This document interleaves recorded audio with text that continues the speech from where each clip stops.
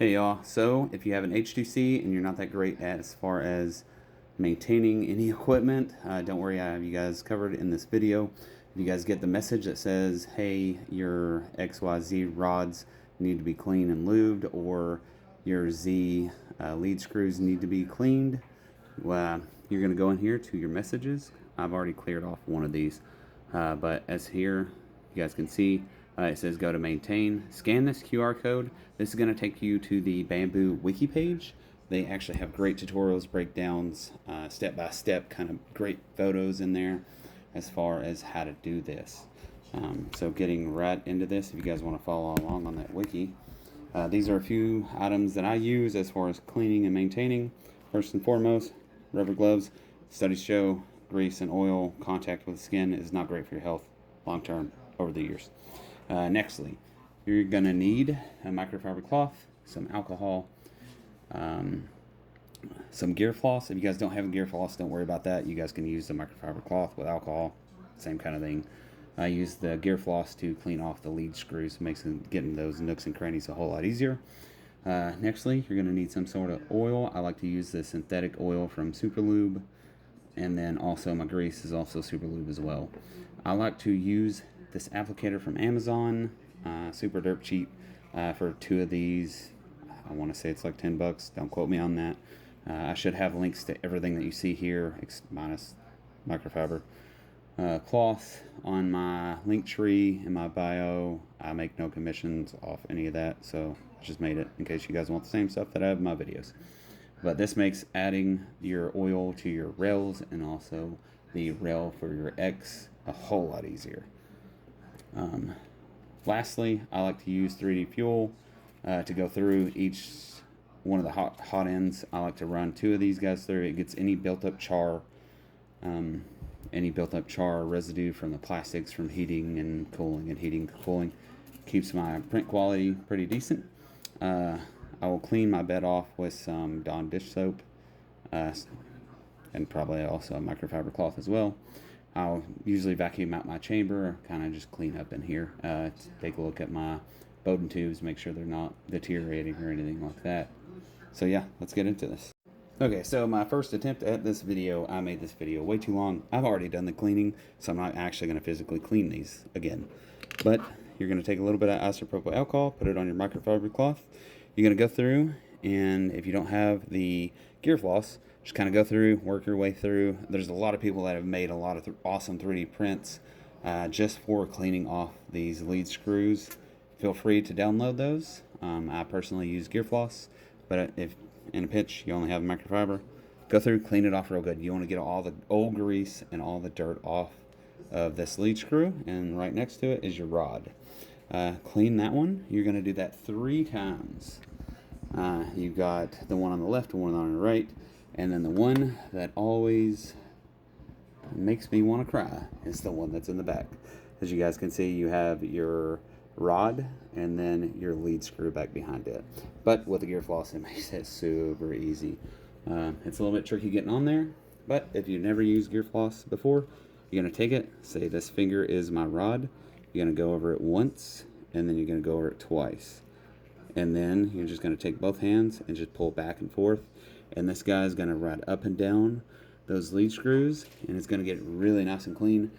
This is my second pass, so you guys can see it's got a little bit of dirt on it. But the very first one, I promise you, it's the color of the printer. It's black from all the dust and melting plastics and stuff like that.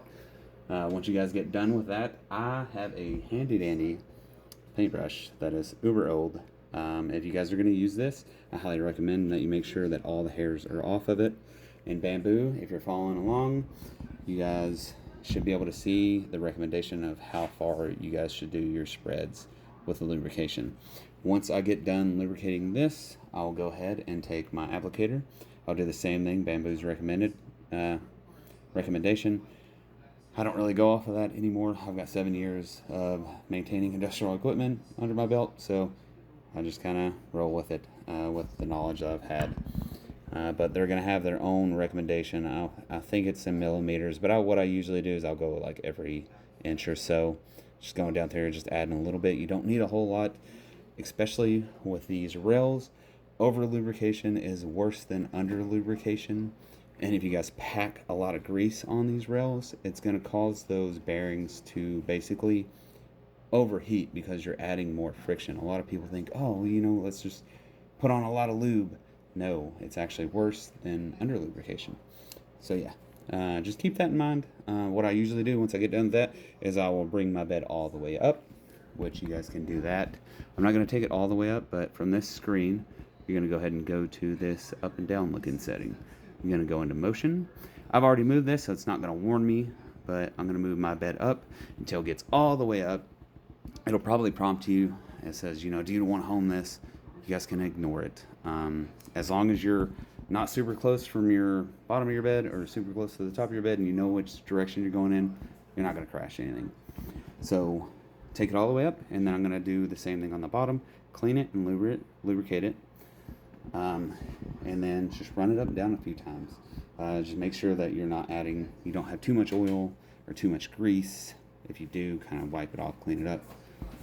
And then that's kind of it for the Z-axis.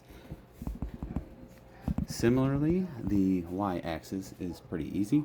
You have one rod on your left and one rod on your right. You're going to go through and clean that with alcohol. And then same kind of thing, Bambu has their own recommendations. I do the same typical every inch as I'll go through. Once you guys get done with that, you're going to go back to the screen and you're just going to jog back and forth, get that lubrication spread, and then take a note, see if you guys have too much lubrication on it. You want to make sure that you don't get any lube on your belts, either X or Y. If you do, it's not the end of the world. Take your microfiber cloth, put a little bit of alcohol on it, just clean it up. It'll save your life of your belt just a little bit. Nextly is your rail. And if you don't have an applicator, that can be really tricky. So you're going to do the same thing. With these rails, the way that they work is it has two sets of bearings, one on top, one on bottom. And that is actually going to ride. You have the bearings that ride on the bottom and ride on the top. So clean off the bottom and the top. Following along with the Bambu guide, this is where this applicator comes in handy. You're gonna add it to the top with their spacing, and then also the bottom. Once you guys are done with that, same concept. Run your X. Now you're gonna bring your X left and right. Spread that lube. Clean up any excess lube. Okay, moving on to the tool changer. We got about 2 more minutes in this video. If you're still here, I'm just gonna take my microfiber cloth, a little bit of alcohol, clean the bottom and the top. You've got four of these. You've got 2 in the front and then 2 in the back. And then once you guys get those clean, I just take a little bit of that. I just do just a bare little drop on both bottoms of the front and the back, and then also just a little bit on the tops. Every time that I get done with maintenance is I'll do a calibration, and this will all get jogged anyways, so it's going to spread that lube across that entire rail. Unfortunately, this is kind of where I have to end this video. I will follow up with another video about these cleaning rods, and then also the cleaning and lubrication of the rails, the rail that sits in here for the dual extruder. It's a little bit, if you don't know a whole lot about as far as maintaining stuff, I'm going to break through, go step by step with it, follow along with the Bambu guide, and we'll be easy peasy and everything will be nice and lubed and clean. So yeah, if you guys enjoyed this video, I would greatly appreciate a follow or a like. You guys take care. God bless you. And as always, peace.